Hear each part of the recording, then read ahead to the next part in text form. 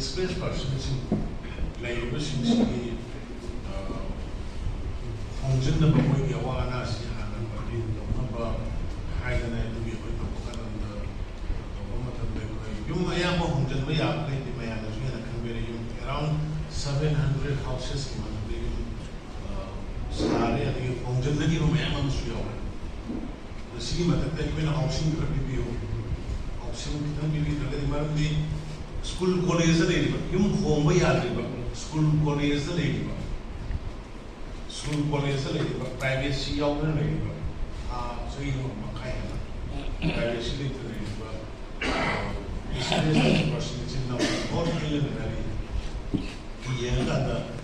मैं temporary housing हाँ की कन्फ्यूज हाउसिंग यूम मई चाक खोख्रबी हंधनबीदमदी ऑलरेडी पैसा लेपग लेको लाख मंगा की अहू की लाख तरह की लेपग लेको RCC kuma kaiba so kuna matam की सिचुएशन यार खाने फिक्स लाइक मधुकी ऑलरेडी सैंक्शन लाइक हजिक की अनौबसिना मु करिगिनो हाय काना अखोई स्कूल कॉलेज द लेरिबा थोग लेबा ngandriba प्राइवेसी फंगदिबा मयाम से दुगा कितन होम मद मतम संगदरो से सोचांपुर का लाख मतम संग सो इम्फाल दगी सोचांपुर संग मतम संग मोरे मतम संग बयाय ले कोनी खाना बजला सिना इता सिगी स्कूल कॉलेज तुम इसेंबसिना एकेडमिक एटमॉस्फेयर सुकायरे अदुगा मु लैरिबा मयाम तो या वारे प्राइवेसी ले जुबनी अदुना हाइबसिंगी प्राइवेसी पिननबनी यूम खना पियो ना हाइजब यूम खना पियो हाइबसिदा हुजिकी वेना कोइना आई honourable prime minister the honourable home minister या पुशतवी यूम लिसन तरे हुजिकी vena अहानबा पिरे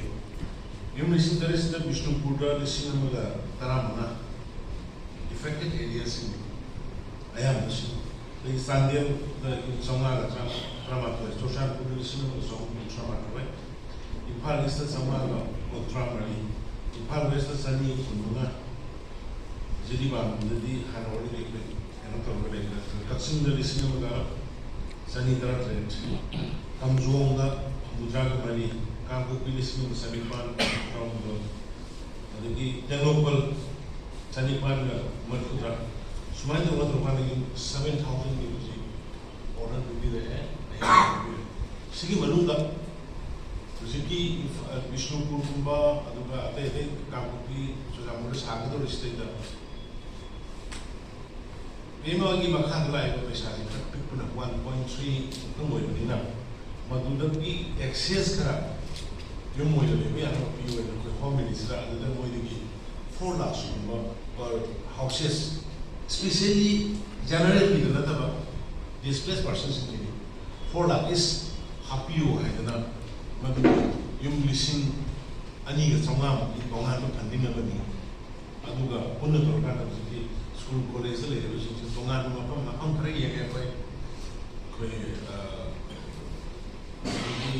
Hualani area, Kasaba, to Hone, and when he lived the lady Bawana Arabs, because I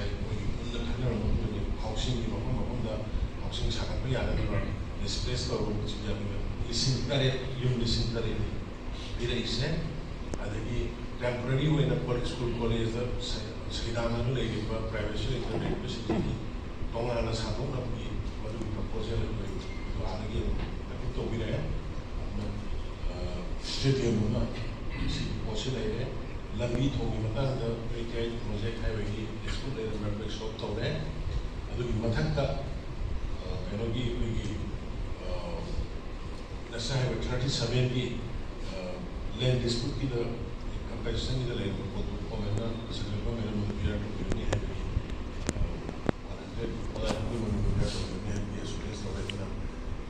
railway about another landslide another dispute railway home.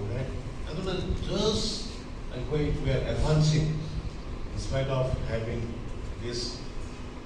trying time. See, trying time, see the way development the way advancing economy GST just well increasing 18%. GST entirely Mayam Lagi, Amuna, Mayam Lagi, ꯍꯥꯟꯅꯒꯤ 23 Mayꯒꯤ 3 ꯃꯃꯥꯡꯗ ꯂꯩꯔꯝꯕ ꯄꯤꯁꯐꯨꯜ ꯑꯣꯏꯕ ꯀꯩꯅꯣꯕꯨ ꯌꯥꯝꯅ ꯗꯤꯕꯂꯞꯃꯦꯟꯗ ꯃꯥꯡ ꯆꯠꯄ ꯑꯗꯨꯒ ꯃꯅꯤꯄꯨꯔ ꯑꯃꯨꯛ ꯍꯟꯖꯤꯜꯂꯛꯅꯅꯕ ꯑꯩꯈꯣꯏ ꯖꯣꯏꯟꯠꯂꯤ ꯑꯩꯈꯣꯏ NDAꯒꯤ ꯀꯂꯤꯛꯁ ꯃꯌꯥꯝ ꯄꯨꯜꯂꯒ ꯑꯩꯈꯣꯏ ꯍꯣꯠꯅꯔꯤ ꯑꯗꯨ ꯃꯁꯤꯗꯩꯗ ꯃꯅꯤꯄꯨꯔ ꯄ꯭ꯔꯖꯥ ꯃꯌꯥꯝꯅ ꯑꯗꯨꯒ ꯂꯩꯉꯥꯛꯒꯤꯁꯤꯡꯅ ꯃꯌꯥꯝꯅ ꯃꯇꯦꯡ ꯄꯥꯡꯕꯤꯒꯅꯤ ꯍꯥꯏꯅ ꯊꯥꯖꯕꯁꯨ ꯐꯣꯡꯗꯣꯛꯆꯔꯤ ꯍꯥꯏꯅ ꯑꯩꯈꯣꯏ ꯅꯣꯡꯁꯤꯅ ꯀꯔꯤꯅ ꯇꯧꯕꯒꯤ ꯈꯤꯇꯪ ꯑꯩꯈꯣꯏꯅ ꯄꯣꯠ ꯍꯣꯜꯗꯔꯒꯤ ꯂꯩꯕ ꯃꯌꯥꯝꯁꯤ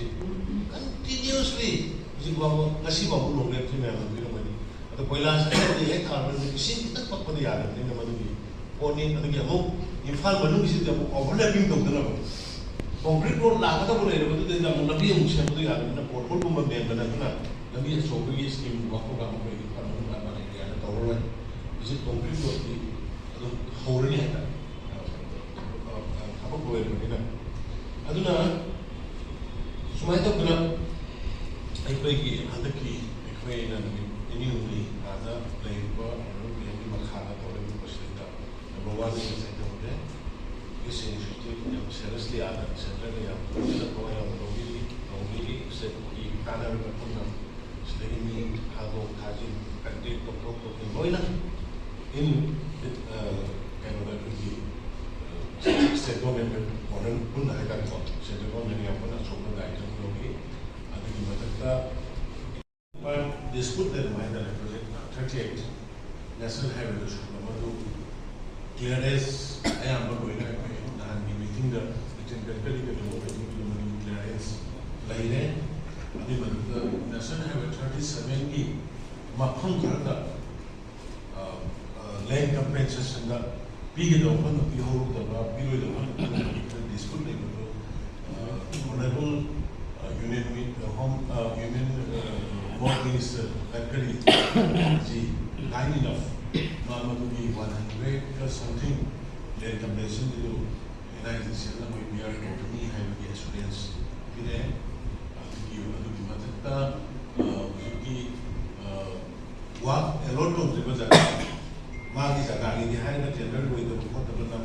ꯄꯤꯕ ꯄꯤꯗꯕꯒꯤ ꯗꯤꯁꯄꯨꯠ ꯂꯩꯔꯝꯗꯅ ꯅꯍꯥꯟꯒꯤ ꯔꯤꯄꯤꯌꯥꯔꯤꯡꯁꯤ ꯀꯅꯥ ꯇꯧꯗꯣꯏꯅꯣ NIGCLꯅ ꯇꯧꯗꯣꯏꯔꯥ ꯁ꯭ꯇꯦꯠ ꯒꯣꯔꯃꯦꯟ ꯇꯧꯗꯣꯏꯔꯥ ꯀꯟꯇ꯭ꯔꯤꯕ꯭ꯌꯨꯇꯔꯅ ꯇꯧꯗꯣꯏꯔꯥ ꯍꯥꯏꯅ ꯀꯟꯐ꯭ꯌꯨꯖ ꯂꯩꯕꯁꯤꯡꯁꯤꯁꯨ ꯌꯥꯝ ꯀ꯭ꯂꯤꯌꯥꯔꯤꯇꯤ ꯑꯃ ꯂꯩꯅ ꯅꯍꯥꯟꯒꯤ ꯑꯩꯈꯣꯏ ꯃꯤꯇꯤꯡꯗ ꯋꯥꯔꯤ ꯇꯧꯔꯦ ꯑꯗꯨꯗꯤ ꯍꯥꯏꯔꯤꯕ ꯁꯤꯒꯤ ꯋꯥꯛ ꯂꯝ ꯄꯤꯗꯨꯅ ꯂꯩꯔꯤꯕ ꯊꯕꯛ ꯍꯧꯔꯤꯕ ꯖꯒꯥꯁꯤꯡꯁꯤꯒꯤ ꯑꯦꯅꯤ ꯀꯥꯏꯟ ꯑꯣꯐ ꯃꯦꯟꯇꯦꯅꯦꯟꯁꯀꯤ NIGCLꯅ ꯄꯨꯒꯅꯤ ꯃꯗꯨꯒꯤꯁꯨ ꯁꯨꯒꯗꯕ ꯀꯟꯇ꯭ꯔꯦꯛꯇꯔꯁꯤꯡꯗꯨꯅ NIGCLꯗꯒꯤ ꯄꯔꯃꯤꯁꯟ ꯂꯧꯔꯒ ꯑꯗꯨꯝ ꯁꯨꯕ ꯌꯥꯅꯤ ꯍꯥꯏꯅ ꯁꯤꯃ ꯑꯃ ꯌꯥꯝꯅ ꯀ꯭ꯂꯤꯌꯥꯔꯂꯤ ꯅꯍꯥꯟ ꯋꯥꯔꯤꯅꯔꯦ ꯑꯗꯨꯒꯤ ꯏꯟꯁꯇ꯭ꯔꯛꯁꯟ ꯂꯩꯔꯦ ꯌꯥꯝ ꯅꯨꯡꯉꯥꯏꯕ ꯁꯦꯀꯦꯟ ꯑꯃꯅ ꯍꯥꯏꯔꯤꯕ ꯄ꯭ꯔꯣꯖꯦꯛ ꯎꯕꯤꯄꯥꯟ ꯍꯧꯖꯤꯛ ꯆꯠꯊꯔꯤꯕ ꯅꯦꯁꯅꯦꯜ ꯍꯥꯏꯋꯦ ꯄ꯭ꯔꯣꯖꯦꯛ ꯎꯕꯤꯄꯥꯟꯁꯤꯒꯤ ꯀ꯭ꯂꯤꯌꯥꯔꯦꯟꯁ ꯂꯣꯏꯔꯕ ꯃꯇꯨꯡꯗ another 1,000 crore 1,000 crore ꯑꯩꯈꯣꯏꯒꯤ हाईवे ꯑꯣꯏꯔꯒꯁꯨ ꯗ꯭ꯔꯦꯟ ꯂꯩꯇ꯭ꯔꯕꯗꯒꯤ ꯑꯩꯈꯣꯏꯗ ꯍꯥꯏꯋꯦꯗ ꯄꯤꯔꯛꯏꯕ ꯑꯦꯛꯁꯦꯁ ꯁꯤꯅꯕꯒꯤ ꯃꯇꯦꯡ ꯍꯥꯏꯔꯣ ꯑꯗꯒꯤ ꯁꯦ ꯂꯝꯂꯣꯡꯒꯤ ꯍꯥꯏꯔꯣ ꯂꯝꯂꯣꯡꯁꯤ ꯊꯣꯡ over bridge so many things ꯁꯤꯒꯨꯝꯕ ꯃꯌꯥꯝꯁꯤꯒꯤ 1,000 crore ꯃꯁꯤꯁꯤꯅ ꯍꯧꯖꯤꯛ ꯍꯧꯖꯤꯛ ꯏꯟꯖꯤꯅꯤꯌꯥꯔꯁꯤꯡ ꯑꯣꯅꯔ ꯃꯤꯅꯤꯁꯇꯔꯗ ꯂꯩꯍꯧꯔꯤ ꯏꯟꯖꯤꯅꯤꯌꯥꯔꯁꯤꯡ ꯇꯧꯔꯀꯥꯟꯗ ꯃꯣꯏꯒꯤ DPRꯀꯒꯤ ꯁꯦꯝꯃꯀꯥꯟꯗ 1,000 crore ꯃꯤꯅ ꯚꯣꯠ ꯍꯤꯜꯂꯒ ꯁꯤꯒꯤ ꯄꯣꯠꯁꯤꯃ ꯑꯩꯈꯣꯏ ꯌꯥꯝ ꯀꯟꯅ ꯑꯩꯈꯣꯏ ꯃꯗꯨꯒꯤ ꯁꯦꯡꯁꯟꯒꯤ ꯂꯦꯚꯦꯜꯗ ꯑꯗꯨꯝ ꯑꯌꯥꯕ ꯄꯤꯔꯦ ꯍꯥꯏꯇꯥꯔꯦ ꯋꯥꯈꯜꯗꯤ ꯂꯧꯊꯣꯛꯑꯦ ꯏꯝꯐꯥꯜ ꯌꯥꯎꯅ ꯑꯩꯈꯣꯏ ꯀꯣꯟꯀ꯭ꯔꯤꯠ ꯔꯣꯗ ꯍꯧꯒꯗꯧꯔꯦ ꯀꯣꯟꯀ꯭ꯔꯤꯠ ꯔꯣꯗꯀꯤ ꯇꯦꯟꯗꯔ ꯅꯨꯡꯗꯔ ꯂꯣꯏꯔꯦ ꯂꯣꯟꯒꯤ ꯅꯦꯒꯣꯁꯤꯌꯦꯁꯟꯒꯤ ꯍꯧꯖꯤꯛ ꯁ꯭ꯇꯦꯖꯇ ꯂꯩꯔꯦ ꯍꯥꯏꯔꯤꯕꯁꯤꯒꯤ ꯃꯊꯛꯇ ꯑꯩꯈꯣꯏꯅ ꯀꯩꯅꯣꯗ ꯃꯤꯅꯤꯁꯇ꯭ꯔꯤꯗ ꯑꯩꯈꯣꯏꯅ ꯁꯨꯃꯥꯏꯅ ꯇꯧꯅ ꯍꯤꯜꯒꯤ ꯂꯩꯔꯤꯕ ꯗꯤꯁꯇ꯭ꯔꯤꯛ ꯍꯦꯗꯀ꯭ꯋꯥꯇꯔꯁꯤꯡꯁꯦ ꯍꯤꯜꯒꯤ ꯂꯩꯔꯤꯕ ꯗꯤꯁꯇ꯭ꯔꯤꯛ ꯍꯦꯗꯀ꯭ꯋꯥꯇꯔꯁꯤꯡꯁꯤꯒꯤ ꯁꯔꯥꯎꯟ ꯑꯗꯨꯗ ꯑꯦꯠꯂꯤꯁ ꯀꯤꯂꯣꯃꯤꯇꯔ 9-10ꯒꯤ ꯔꯦꯗꯤꯌꯁꯁꯤꯁꯨ ꯁꯤꯃꯦꯟ ꯀꯟꯀ꯭ꯔꯤꯠ ꯇꯧꯅꯕꯒꯤ ꯑꯌꯥꯕ ꯄꯤꯕꯤꯌꯨ ꯍꯥꯏꯅ ꯇꯧꯕ ꯃꯇꯝꯗ ꯍꯧꯖꯤꯛꯀꯤ ꯃꯣꯏ ꯍꯥꯏꯋꯦꯁꯤꯡꯒꯤ ꯆꯤꯡꯒꯤ ꯗꯤꯁꯇ꯭ꯔꯤꯛ ꯍꯦꯗꯀ꯭ꯋꯥꯇꯔꯁꯤꯡꯗ ꯆꯠꯂꯤꯕ ꯍꯥꯏꯋꯦꯁꯤꯡꯗꯨꯃ ꯃꯗꯨꯃ ꯃꯣꯏꯅ ꯃꯗꯨꯒꯤ ꯐꯟꯗꯤꯡ ꯃꯣꯏ ꯂꯣꯏꯊꯣꯛꯑꯅꯤ ꯑꯗꯨꯒ ꯍꯥꯏꯋꯦ ꯅꯠꯇꯕꯗꯨꯒꯤ ꯑꯜꯇꯔꯅꯦꯇꯤቭ ꯐꯟꯗꯤꯡꯅ ꯑꯩꯈꯣꯏ ꯑꯇꯣꯞꯄ ꯐꯟꯗꯒꯤ ꯂꯧꯔꯀꯥꯟꯗ ꯑꯦꯠꯂꯤꯁ 8 kilometer 8 to 10 11 kilometer ꯑꯩꯈꯣꯏꯒꯤ ꯗꯤꯁꯇ꯭ꯔꯤꯛ ꯍꯦꯗꯀ꯭ꯋꯥꯇꯔꯁꯤꯡꯗꯁꯨ ꯂꯣꯏꯅ ꯑꯩꯈꯣꯏ ꯀꯩꯅꯣ ꯁꯥꯔꯒꯅꯤ ꯀꯟꯀ꯭ꯔꯤꯠ ꯔꯣꯗ ꯁꯤꯃ MOBC ꯄꯥꯏꯕꯒꯤ ꯎꯅꯕ ꯃꯇꯝꯗ ꯃꯥꯅ ꯑꯩꯈꯣꯏꯒꯤ ꯗꯤꯕꯂꯞꯃꯦꯟ ꯂꯥꯁ 5 yearsꯀꯤ 1,000 crore ꯃꯌꯥꯝ ꯑꯃ ꯄꯤꯔꯤ ꯍꯥꯏꯇꯥꯔꯦ ꯃꯗꯨ ꯃꯌꯥꯝꯁꯤꯒꯤ ꯃꯅꯨꯡꯗ ꯑꯩꯈꯣꯏꯒꯤ 1,000 crore last 5 years mamang ki ahan mamang madudi akoi achievement mayam mamang utpu madam he was surprised koina residential school sakali ba thumbi LM block da sakali ba tamai da sakali ba adagi kaino senapati da sakali ba residential schools adagi savana manda adagi hel ki si mayam si ubada ida mamagi aina through MOBC a hill area or hill area we can sketch change over in a more than two years the practical minimum and my around absolutely I know the day of I like very much so my question kind of the collection I am kind of when you see men sports that you see gradually for example I don't know stadium hana ki ari pamama sarba simadi lene to sidai da center da don't know what class ki football stadium ko bagadi ai khali ni na to ko ya ka amount kya ni ne to da ari phone number pe sidai da concept of package around 220 crore ki madu ki to ji jaga si tv jaga suitable ho jaga ama thik ka na masi si mama ai ni chuna da ai ni trip ai ni extra sumai Honorable Minister Kiran Rijiju Haminare Sumai Dona Development Mayam Kana Graya Sports ki Stadium Madan Kanaki Pioneer Tagada as a band and Matuki I had to be replied will do it re-heads of credit I don't know means I city stadium Shima to the Sani of Matuki Consumer Credit Hasu Sense number yang siapa mana berbuat ini sima ada ki 1000 per head bi bani 1000 per head bi besi ekor mari nak bi kan ada ki su lai opinion cakap ni mama wali ni mama sehingga amuk kan inmate tu ni 1000 tu tuna yang cakap bahawa di wali mama dengan mana apa mipum apa benda imum dengan dia personal organization madu madu journey aduga government employees issue follow by 31st follow pension ordo mayam do koi no war na la pore pakani na madu bidu kra commission ni pala wala manage sarkar by 31st before 31st ko city follow ne pension ne shishu hado na bigre koi ready le ko mayam ne aduga kanoni koina hujiki masagi chungi district headquarters in the packet ka doriba apni kanosi concrete loss si 175 crore si all together sigi matanda si media da kan social media da kami CRIAP Center for Infrastructure ki mungkin ada dah sini yang confusion kerana madu mana ini mainly CRIAP itu reflect isi flood affected areas yang jadi constructive. So sini isu flood scope itu jaga sih. Mau ini cover dong ni madu ada final list pun dari ada kau na 117 list have only 57 have the central government of the central government 180 crore के बाद लेगी मतलब तो सोचने ना कोई हिल की honorable MLA Singh बीमा नागी ले एरिया में एक शॉप पे जगह से सोचने ना शेयर आया कोई फंड से और फिनी आई बस मैं हम लोग बदलना ऐसा अदो मैं ही कंसर्न ना डेमोक्रेसी की मामा मामा तो हम लोग आई तो ना सब पॉलिटिकल आई हम चिंता हो रही है कहीं तक आप उनको पर्सनल नहीं मामा kita nawai di Indonesia kan yang Indonesia ada suatu mungkin Leite ada suatu macam atau pasti kalau ni demokrasi ni mana bagi